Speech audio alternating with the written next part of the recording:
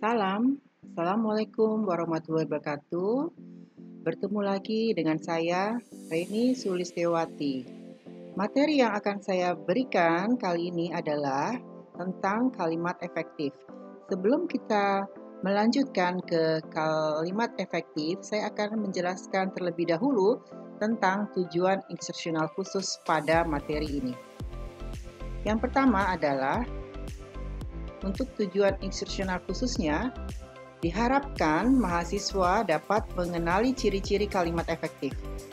Yang kedua, mahasiswa dapat menjelaskan kesalahan dan memperbaiki kalimat yang tidak efektif.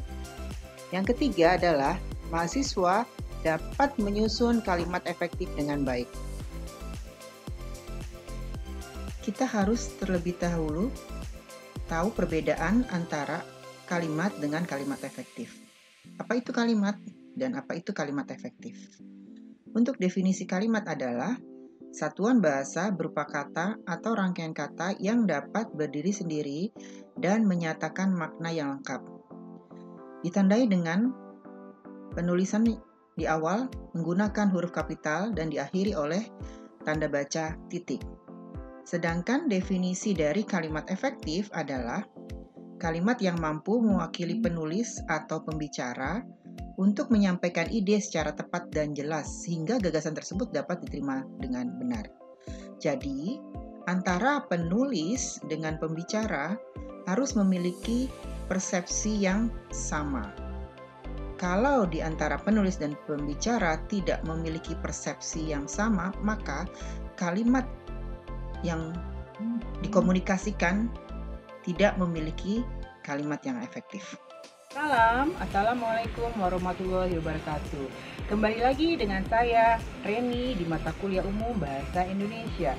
Saya akan menyampaikan materi kalimat efektif. Apa saja yang mungkin bisa kita diskusikan mengenai kalimat efektif? Dan apa itu kalimat, serta apa itu kalimat efektif?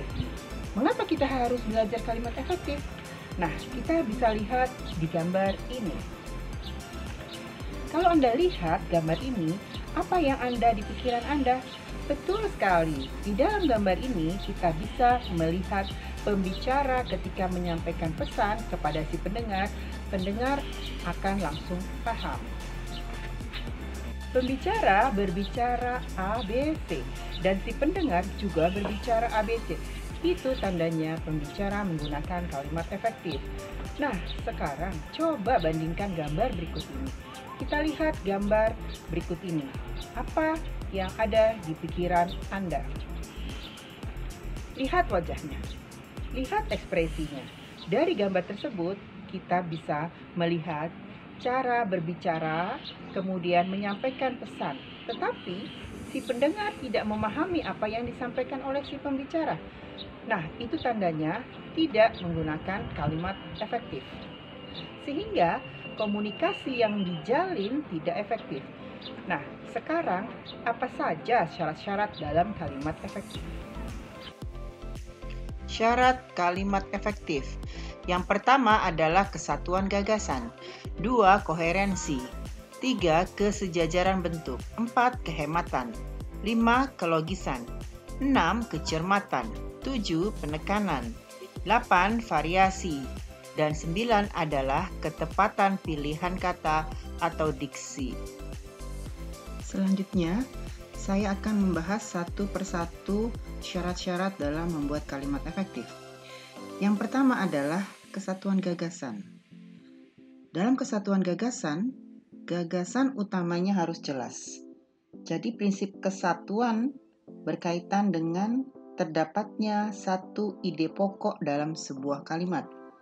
Jadi, sebuah kalimat hanya menyampaikan satu ide, gagasan, atau pembahasan. Nah, ini berkaitan dengan struktur gramatikal yang utuh, di mana dalam kalimat tersebut minimal harus ada subjek dan predikat. Jika tidak ada subjek, kalimat tidak bermakna, apalagi tidak ada predikatnya. Jadi, untuk fungsi objek, pelengkap, dan keterangan itu adalah tambahan. Jadi, minimal harus terdiri dari subjek dan predikat di dalam syarat kesatuan gagasan, supaya hubungan-hubungan yang padu di antara unsur-unsur pembentuk kalimat dan fungsi-fungsinya ini menjadi efektif. Coba perhatikan kalimat-kalimat tersebut. Silahkan coba Anda cermati terlebih dahulu. Saya beri waktu 1 menit.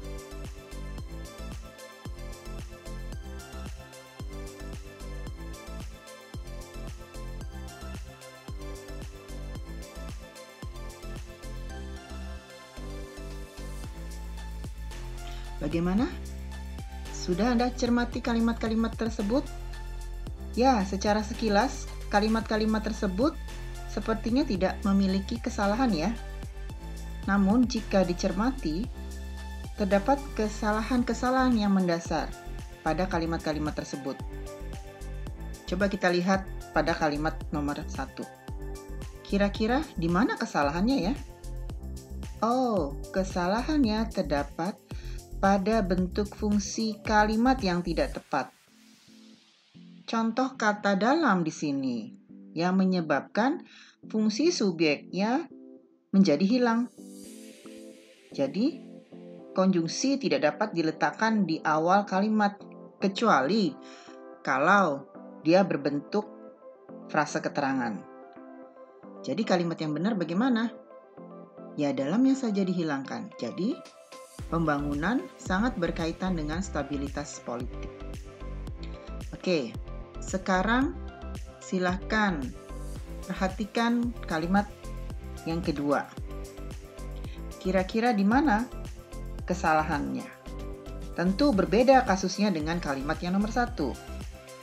Coba perhatikan, apa kesalahannya? Ya, jika Anda cermati dalam kalimat nomor 2, tidak jelas siapa yang akan memberikan pengarahan. Hal ini berkaitan dengan ketiadaan tanda koma sebagai jedanya. Jika tanda koma dilengkapi pada kalimat tersebut, maka terdapat 2 alternatif jawaban yang dapat diberikan sebagai berikut.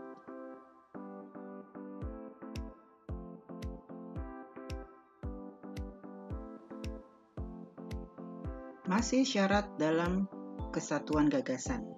Sebelum saya menjelaskan yang termasuk kesalahan di dalam kesatuan gagasan, mari terlebih dahulu saya akan jelaskan ciri-ciri kesatuan. Di dalam ciri-ciri kesatuan, kadang terdapat subjek dan predikat yang tidak jelas. Kemudian, juga kesalahan tidak memakai kata depan seperti di, ke, sebagai, dan lain-lain sebelum subjek. Jadi, di dalam ciri-ciri kesatuan, kalimat harus memiliki kalimat yang lengkap. Sekurang-kurangnya, terdapat subjek dan predikat. Jika predikat kalimat itu berupa kata kerja, transitif, unsur kalimat yang disebut objek juga harus hadir. Unsur lain yakni keterangan. Kehadirannya bersifat sekunder atau tidak terlalu dipentingkan. Coba perhatikan kalimat ini.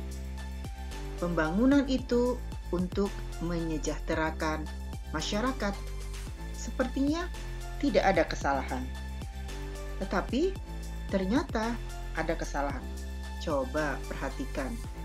Kesalahan apa ya yang terjadi pada kalimat tersebut? Saya beri waktu ya.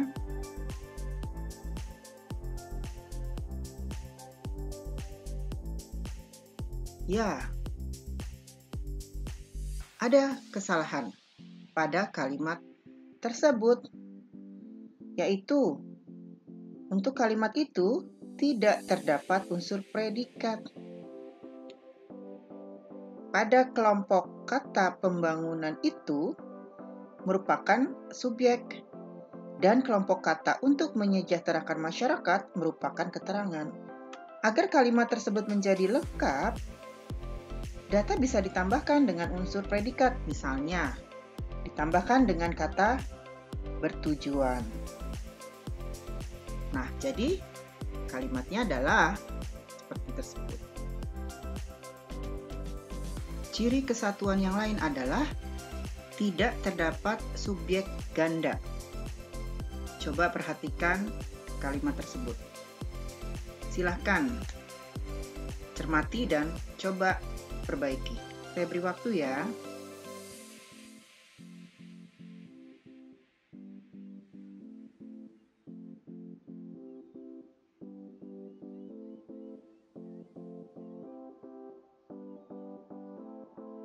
Ya, di situ kesalahan terdapat subjek ganda. Jadi, yang mana ya subjeknya? Pada kalimat itu, subjeknya ada 2. Jadi, yang benar adalah dalam pembangunan Masjid Baitun Nur itu kami dibantu oleh warga setempat. Juga tolong cermati penulisan ejaannya ya. Di situ masih ada yang salah. Kira-kira ejaan apa yang kurang tepat pada kalimat tersebut? Masih ciri-ciri kesatuan. Biasanya banyak sekali kesalahan di dalam penggunaan kata hubung, terutama untuk kata penghubung yang sebenarnya kata penghubung itu adalah intra kalimat dalam kalimat majemuk. Ya, tidak memakai kata penghubung intra kalimat dalam kalimat tunggal. Perhatikan kalimat tersebut. Mereka datang agak terlambat, sehingga mereka tidak bisa mengikuti acara pertama. Bagaimana kalimatnya kira-kira? Apakah ada kesalahan? Ya, ada kesalahan pada penggunaan kata sehingga. Karena sebelum kata sehingga sudah diberikan tanda titik. Padahal sebenarnya itu masih berlanjut kalimat tersebut. Jadi sebaiknya dihilangkan kata sehingga, diganti dengan kata oleh karena itu. Nah, kalimat yang benar adalah mereka datang agak terlambat. Oleh karena itu, mereka tidak bisa mengikuti acara pertama. Ciri-ciri kesatuan yang lain adalah predikat kalimat tidak didahului oleh kata yang. Penggunaan kata yang sering sekali salah. Jadi, coba diperhatikan kalimat ini. Bahasa Malaysia yang berasal dari bahasa Melayu. Jadi, tidak terlihat mana predikatnya, sehingga kalimat tersebut salah. Coba perbaiki kalimat tersebut. Saya beri waktu ya.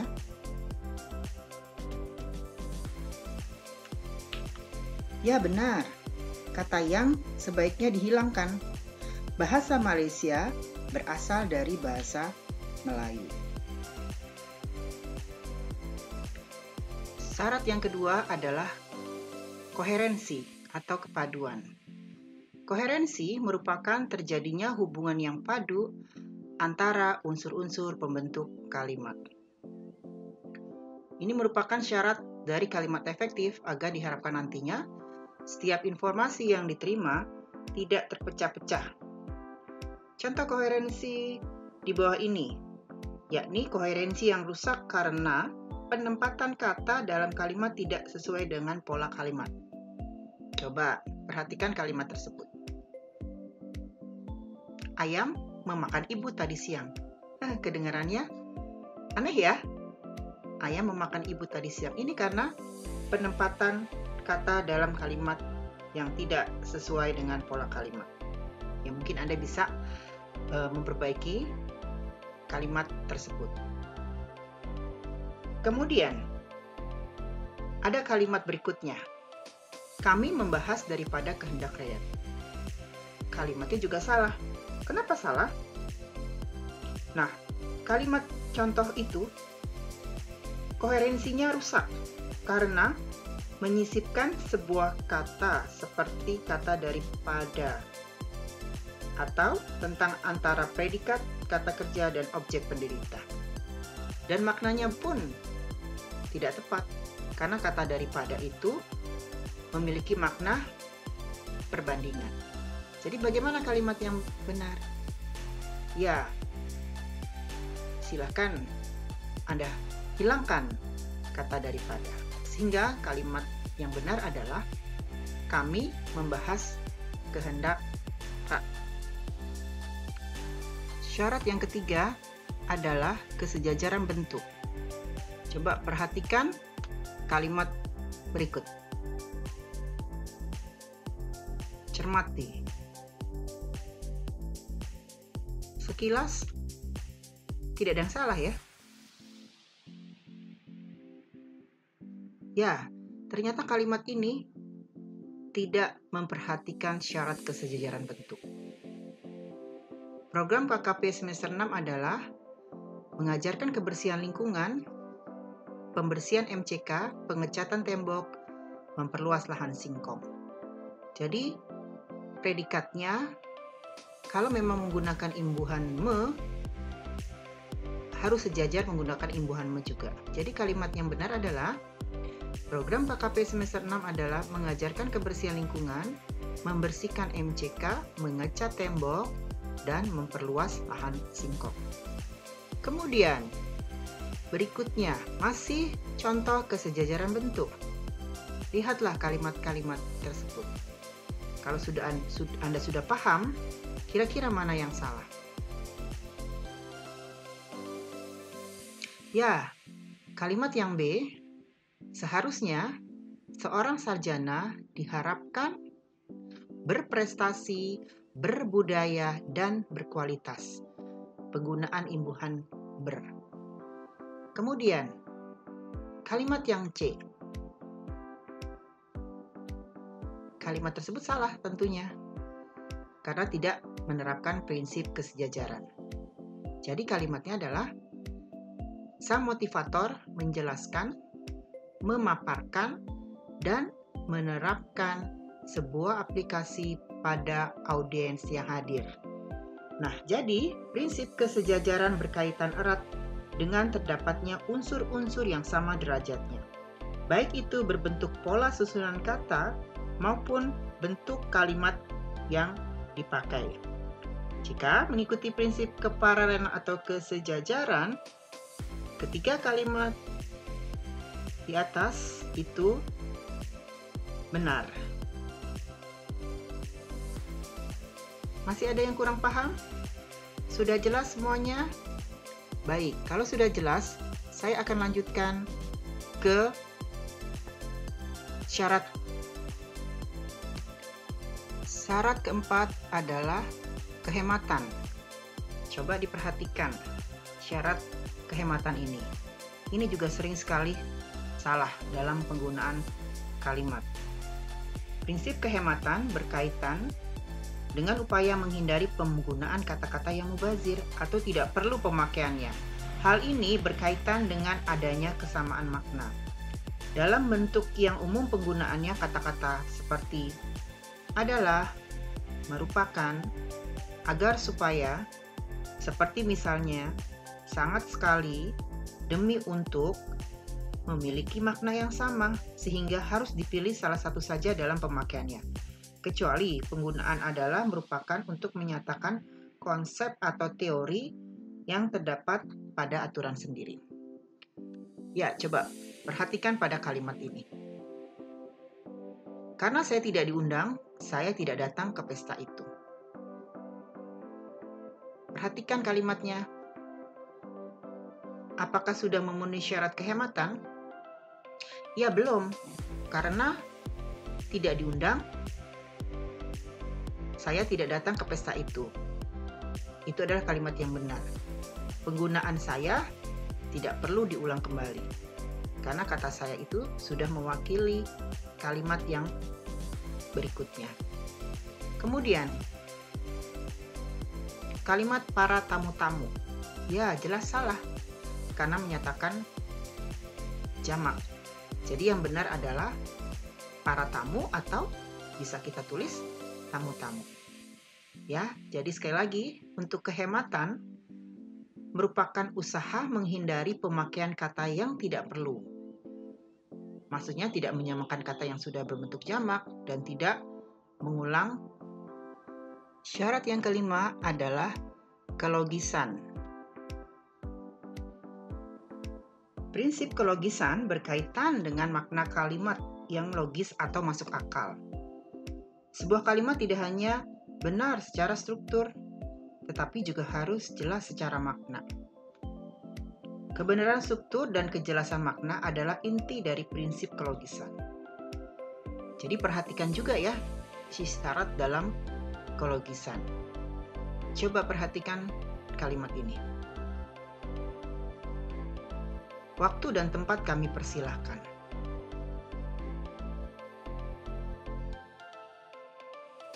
Siswa yang menyontek akan mendapat hukuman penjara di Bangladesh. Di situ terlihat kalimat-kalimat yang tidak logis. Bentuk-bentuk kalimat tersebut memiliki ketidaklogisan yang berkaitan dengan makna subjek ataupun pelaku. Jadi, bagaimana kalimat-kalimat tersebut supaya menjadi logis? Ya, pada kalimat yang A. Jadi, yang benar adalah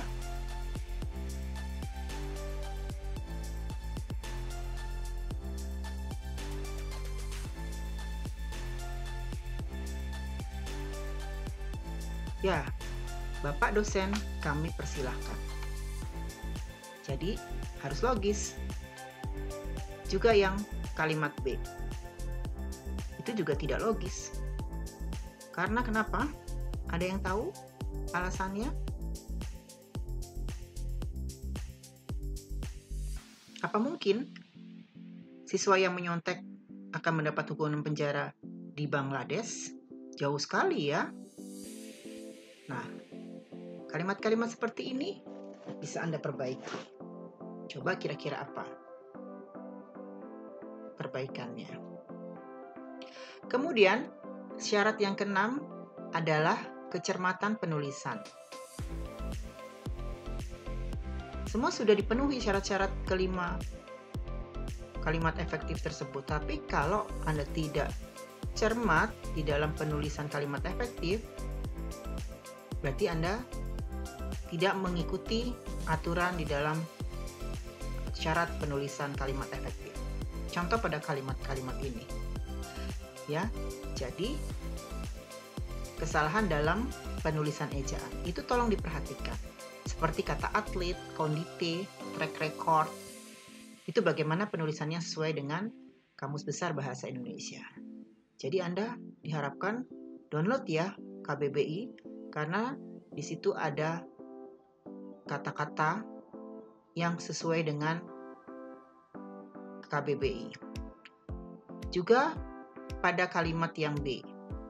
Bagaimana penulisan angka di awal kalimat? Apakah boleh? Ya, tidak boleh kalimat di awal menggunakan angka. Nah, itu ada aturannya. Mungkin Anda sudah paham bagaimana cara penulisan angka maupun bilangan. Kemudian juga kata di antaranya. Apakah benar penulisannya dipisah atau digabung ya? Coba lihat lagi KBBI. Kemudian juga istilah asing atau nama-nama ilmiah. Bagaimana penulisannya? Bisa Anda lihat lagi di dalam PUEBI, Pedoman Umum Ejaan Bahasa Indonesia. Anda juga harus download PUEBI ya. Syarat yang ketujuh adalah penekanan. Salah satu bagian atau unsur fungsi diberi penekanan. Penekanan yaitu upaya pemberian penekanan, pementingan atau pemusatan perhatian pada salah satu unsur atau bagian kalimat agar mendapat perhatian dari pendengar atau pembaca. Cara-cara penekanan banyak sekali. Di antaranya, bisa mengubah-ubah posisi kalimat dengan maksud bagian awal kalimat merupakan bagian yang dianggap penting. Tapi harus tetap sesuai dengan struktur kalimat bahasa Indonesia ya. Kemudian yang kedua adalah mengulang kata yang penting. Kalau memang itu dianggap penting, silahkan diulang. Tapi kalau tidak penting, ya tidak perlu diulang. Nanti akan mengakibatkan kalimat tersebut tidak hemat. Kemudian 3, menambah partikel penekanan. Misalnya untuk partikel penekanan lah tah, tah, pun yang bisa kita gunakan. Kemudian, memberikan pertentangan. Nah, syarat yang ke-8 adalah variasi. Variasi itu dapat berupa 1. Variasi fungsi subjek predikat atau predikat subjek dalam kalimat inversi. Kemudian variasi kalimat aktif pasif. Tentunya Anda sudah pernah mempelajari bagaimana cara membuat kalimat aktif dan bagaimana cara membuat kalimat pasif. Contoh berikut ini adalah peneliti membutuhkan data akurat. Kira-kira bentuk kalimatnya aktif atau pasif ya? Ya, mungkin Anda sudah paham ya, kalimat tersebut adalah kalimat aktif. Kemudian kalimat berikutnya adalah kalimat pasif. Data akurat dibutuhkan peneliti atau data akurat dibutuhkan oleh peneliti. Kemudian yang ketiga adalah variasi kalimat langsung dan tidak langsung. Variasi kalimat pendek panjang. Misalnya, manfaat kultur jaringan perlu dikaji lagi. Kalau kita mau buat kalimat menjadi panjang sesuai dengan kalimat tersebut, bisa. Contoh, manfaat kultur jaringan perlu dikaji lagi oleh para ahli biologi untuk kepentingan manusia. Ya, jadi ingat kita ada kalimat tunggal dan kalimat majemuk. Ya, sampai di sini sudah jelas semua? Sudah paham? Silakan diulang lagi video saya supaya Anda lebih paham apa saja sih syarat-syarat dalam kalimat efektif. Ternyata kita tidak langsung menulis kalimat kalau kita tidak paham bagaimana syarat-syarat dalam kalimat efektif. Kalau Anda sudah paham syarat-syarat kalimat efektif, pasti Anda bisa memperbaiki kesalahan kalimat tidak efektif menjadi efektif. Oh iya, masih ada satu lagi syarat kalimat efektif. Apa ya? Syarat yang terakhir adalah ketepatan pemilihan kata atau hubungannya dengan diksi. Nah, mungkin saya akan lanjutkan lagi di video berikutnya. Jadi tolong ya disimak kembali untuk syarat yang ke-9 diksi. Sampai jumpa. Bertemu lagi dengan materi berikutnya. Saya Reni mengucapkan terima kasih atas perhatian Anda semua. Salam. Assalamualaikum warahmatullahi wabarakatuh.